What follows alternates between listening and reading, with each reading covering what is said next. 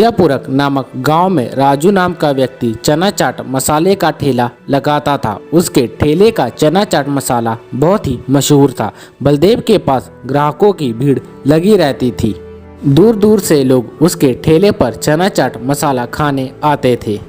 इसकी सबसे बड़ी वजह थी चना चाट में प्रयोग होने वाला चना चाट मसाला। राजू, तुम्हारे चना चाट में मसाले में डले चाट मसाले का जो स्वाद है बस पूछो मत, लाजवाब है। एक बार खाओ उंगलियां चाटते रह जाओ। इसकी क्या वजह है जरा हमें भी बताओ। ये चना चाट मसाला जो चाट मसाला मेरे दादा परदादा के जमाने से चला आ रहा है, उन्हीं से ये मैंने बनाना सीखा है।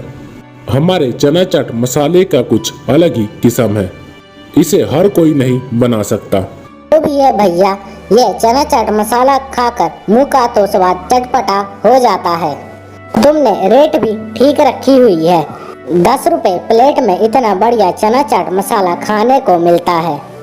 इस महंगाई में इतना महंगा देते हैं कि और खाने की चीज का स्वाद भी बिल्कुल बेकार होता है। ये अपने पूर्वजों से ही सीखा है। बढ़िया बनाओ और बढ़िया खिलाओ। बना के खिलाओ, भले सस्ते में ही खिलाओ। जो लोग पीठ पीछे तुम्हारी अच्छाई करे ऐसा कर दिखाओ। राजू की बात को सुनकर बहुत ही खुश हो जाते हैं और हो भी क्यों ना, रुपए में उन्हें इतना बढ़िया चना चाट मसाला खाने में जो मिल जाता है। ऐसे ही एक दिन राजू जब अपने ठेले पर काम कर रहा था, एक बूढ़ा व्यक्ति राजू के ठेले पर आता है और कहता है कि अरे भैया, मैं बड़ी दूर से आया हूँ। मैं बड़ी परेशानी के हालत में हूँ। मेरी पत्नी का कुछ बस पहले ही देहांत हो चुका है और मेरे बेटे और बहू ने मुझे घर से निकाल दिया है। तब से मैं दूर दूर भटक रहा हूँ। क्या मुझे तुम्हारे पास कोई काम मिलेगा? अरे बाबा, परेशान मत होइए, मैं आपको मेरे पास काम, खाना पीना सब कुछ दूंगा। तुम्हारा बहुत बहुत धन्यवाद बेटा, तुमने मेरी इतनी बड़ी मदद कर दी। दर दर भटकते बूढ़े व्यक्ति को सहारा दे दिया। उस दिन से वह बूढ़ा व्यक्ति राजू के पास ही रहने लगा। राजू चना चाट मसाले का मसाला बनाते समय अपना दरवाजा बंद रखता था ताकि कोई उसे मसाला बनाते समय देख ना पाए। पर वह व्यक्ति चोरी से राजू को चना चाट मसाला बनाते हुए देख लेता है। बूढ़े व्यक्ति को राजू के पास रहते हुए 1 महीना बीत चुका था। राजू, तुम्हारे पास अब मुझे नहीं रहना, मैं यहाँ से जा रहा हूँ। क्या हुआ बाबा, आप यहाँ से क्यों जाना चाहते हैं? क्या आपको कोई परेशानी है? हा हा हा, मैं तो तेरे पास चालाकी से आया हूँ। मैं तो तेरे चना चाट मसाले में इस्तेमाल होने वाला मसाले की विधि जानना चाहता था। अब वो मुझे पता चल गया है। अब मेरा यहाँ कोई काम नहीं है, मेरा काम हो चुका है। तुम कौन हो?